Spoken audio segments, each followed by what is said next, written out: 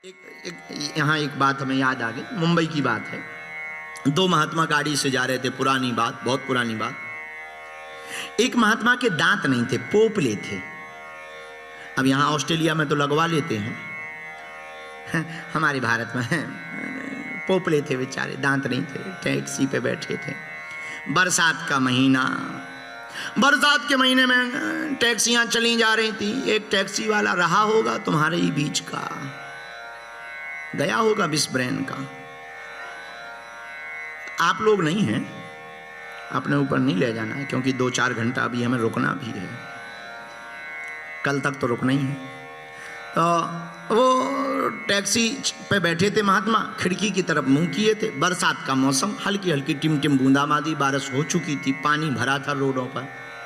अब देखना जीने की कला कैसी होती है। रोज तेज गति से दूसरी टैक्सी निकली, और जैसे ही निकली तो टायर का पानी उछटा महात्मा के मुंह में पूरा चला गया। कपड़ा तो गीले हो ही गए, मुंह में भी बेचारे पोपले थे, दांत नहीं थे, पूरा भर गया। तो जो ड्राइवर गाड़ी चला रहा था बड़ा नाराज हुआ, हाँ हमारी गाड़ी पर पानी डाल दिया, मैं अभी देखता हूं। महात्मा बोले रोको रोको रोको, आज तक हमने चरणामृत बहुत पिया, गुरु चरणों का जल बहुत पिया, पहली बार टायरों का चरणामृत पिया है। सब हंस गए, महात्मा भी हंस गए, वो भी हंस गए, और ड्राइवर भी हंस गया। और देखो बात भी बन गई, और ड्राइवर ने फिर उस ड्राइवर को कुछ नहीं बोला। जीवन जीने की कला ऐसे सीखनी है, कुछ उल्टा भी हो जाए ना, उसमें भी प्रभु को धन्यवाद देने का रास्ता खोज लेना चाहिए। बोलो जय सिया राम। यहाँ तो बड़ी आपत, कोई धक्का भी दे दे तब भी फाइन हो जाता है। इस देश में तो आप धक्का भी नहीं दे सकते हो। तो हम लोगों को लेकिन जीवन देखो, जीना सीखना है। क्या सीखना है? जीना सीखना है। और जीना सीखना कथा से ही आ सकता, और जीवन बहुत विनम्र तभी हो सकता जब तुम्हारे जीवन में विवाद की जगह धन्यवाद को स्थान प्राप्त हो जाए। अब वो किससे संभव है? जरा जोर से बोलो, किससे संभव है? हनुमान जी से संभव है। किससे संभव है? क्योंकि विनम्र श्री हनुमान जी महाराज हैं। बोलो हनुमान जी महाराज की। एक बात और, जो अंदर होगा वही तो बाहर निकलेगा। आप मूली खाओ, मूली, अच्छा भयंकर मूली के पराठे खा लो तो क्या निकलेगा? डका राम राम, मूली की ही डकार आएगी। हाँ जी, बगल वाला कह देगा अरे यार मूली खा के आए हो क्या? हाँ मूली खा के। तो जो अंदर जो खाओगे वही तो बाहर निकलेगा। जो अंदर होगा वही। एक घटना और घटी, हम आपको समझा दें, समझने की बात है। एक बार ऐसे एक घटना घटी। एक बार एक अमीर आदमी एक सज्जन के घर आने थे, तो वो 2-3 दिन से अपने बेटे को समझा रहे थे। वो जो घर आने वाले मेहमान थे वो अमीर थे, लेकिन एक गड़बड़ी थी, उनकी नाक बड़ी थी। नाक बहुत बड़ी थी। इन्होंने सोचा कि अगर वो आएंगे, नाक भयंकर बड़ी है और हमारा छोटा बेटा खतरनाक है, कहीं कह ना दे आपकी नाक इतनी बड़ी क्यों। और सच में इतनी बड़ी थी कि मुंह में सिर्फ नाक ही दिख रही थी, और कुछ लग ही नहीं रहा था कि आंखें भी हैं कि नहीं हैं, भौएं कहाँ हैं।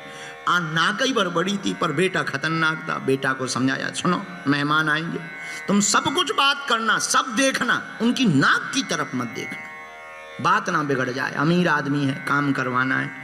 बेटा भी बड़ा हैरान कि आए हैं नहीं, 3 दिन से समझाए जा रहे हैं। बेटा छोटा था, नहीं बोलेंगे पापा, नहीं बोलेंगे। और पापा मम्मी दोनों समझा, सुन परसों मेहमान आना है, नाक मत देखना, बाकी सब देखना।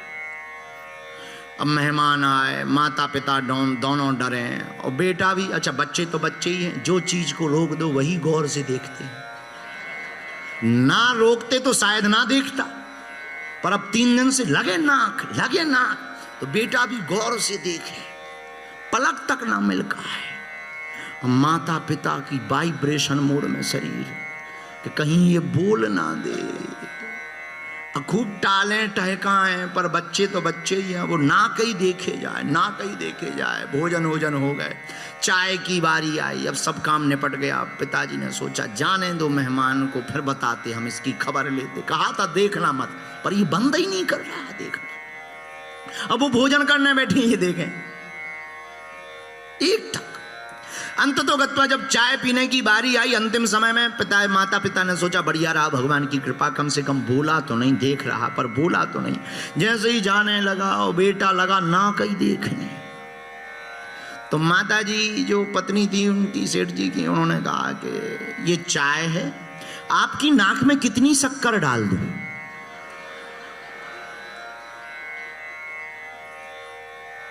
बोलना था कप में, लेकिन वो नाक ही नाक दिमाग में भरा रहा। नाक ही नाक 3 दिन से चल रही थी, एकदम नाक। तो जो अंदर था वही बाहर निकला, बोला आपकी नाक में कितनी शक्कर डाल दूं?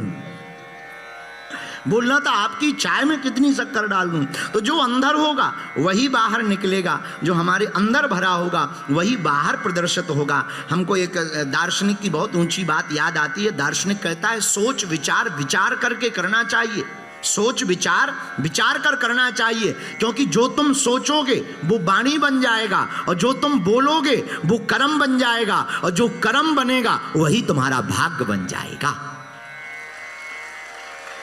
इसीलिए सोच विचार कर विचार करना चाहिए। और हनुमान जी से हमें ये दूसरा लक्षण सीखना है कि हमें विचार भी विचार करके करना चाहिए। हनुमान जी विचार करते हैं, मन महु तरक करे कपि लागा। हनुमान जी विचार करते, कपि मन कीन विचार। हनुमान जी विचार भी सोच विचार कर करते।